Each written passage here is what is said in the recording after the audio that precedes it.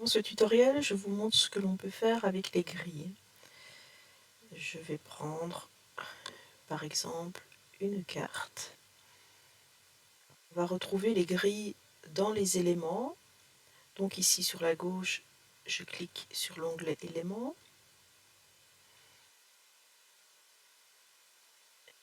Ça s'ouvre. Ici plus bas, je vais afficher toutes les grilles. Le principe d'une grille, c'est que vous allez pouvoir faire du montage photo avec une configuration qui est déjà prédéfinie. Par exemple, si vous avez 3 photos en format paysage ou pas, vous verrez que le format n'est pas obligatoire d'être en paysage, même si la conception de votre grille est telle. On va cliquer ici. On a donc 3 paysages qui apparaissent avec un bord blanc et on a la possibilité de l'utiliser soit comme vous l'avez vu en pleine page ou de le positionner, de le modifier sa taille pour pouvoir avoir du texte par exemple à côté. On a aussi la possibilité de réduire ou agrandir les côtés pour avoir des proportions différentes, tout en gardant la même structure. On ne peut pas changer la structure, on doit choisir une structure et la garder. Le principe, c'est que l'on va aller chercher une photo dans la banque de photos ou dans les photos que vous avez importées vous-même à partir de votre ordinateur. Donc, si je prends une photo, je vais appliquer le filtre pour ma recherche, ce sera plus facile. Une photo avec une orientation horizontale.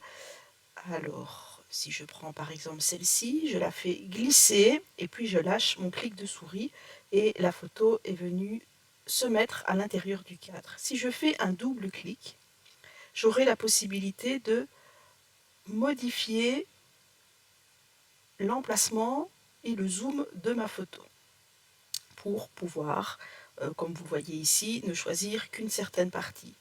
Je continue avec une autre photo et pourquoi pas encore la même photo dans le troisième cadre avec éventuellement quelque chose de bien spécifique à montrer par rapport à ce que l'on voit ici au-dessus. Donc voilà le principe. J'ajoute une page pour vous montrer aussi qu'on peut utiliser, je vais reprendre les éléments, j'ai toujours mes grilles, on peut l'utiliser également, donc je refais un clic, ici en pleine page,